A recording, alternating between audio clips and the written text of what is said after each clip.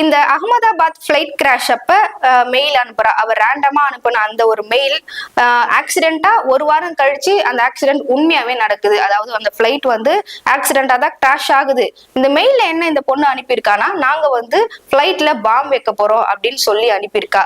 அதே போல அந்த ஃபிளைட் கிராஷ் ஆகுது. அந்த நேரத்துல நம்ம கூட பேசியிருப்போம், இதுக்கு பின்னாடி தீவிரவாத தாக்குதல் ஏதாச்சும் இருக்கலாமா அப்படின்னு சொல்லிட்டு.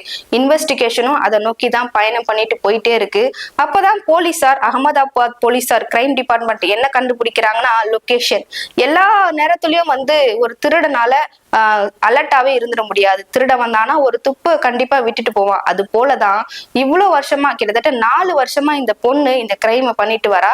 இவ்வளவு வருஷமா மாட்டாத அவ இந்த வருஷம் மாட்டிக்கிட்டா. அவ என்ன பண்ணிருக்கானா, அவளுடைய ஐபி அட்ரஸ் வந்து வெளியாகி இருக்கு. அந்த மெயில் எங்க இருந்து வந்ததுன்னு சொல்லிட்டு போலீசார் கண்டுபிடிக்கிறாங்க.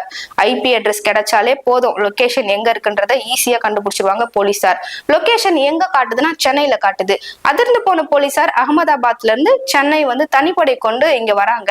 சென்னை வந்து அது ஒரு ரூமுக்கு போகுது. அந்த லொகேஷன், அந்த ரூம்ல போய் இவங்க பாக்குறதுக்கு போறாங்க. என்ன யோசிச்சுட்டு போயிருப்பாங்க போலீசார், ஒரு பெரிய தீவிரவாத கும்பலை வந்து நாம கண்டுபிடிக்க போறோம், இல்ல ஒரு செட் ஆஃப் பீப்புள்ஸ், ஒரு குழு வந்து இருக்க போறாங்க அப்படின்னு சொல்லிட்டு நினைச்சிட்டே போகும்போது தான் போலீசாருக்கு பெரிய ஷாக் ஆகுது.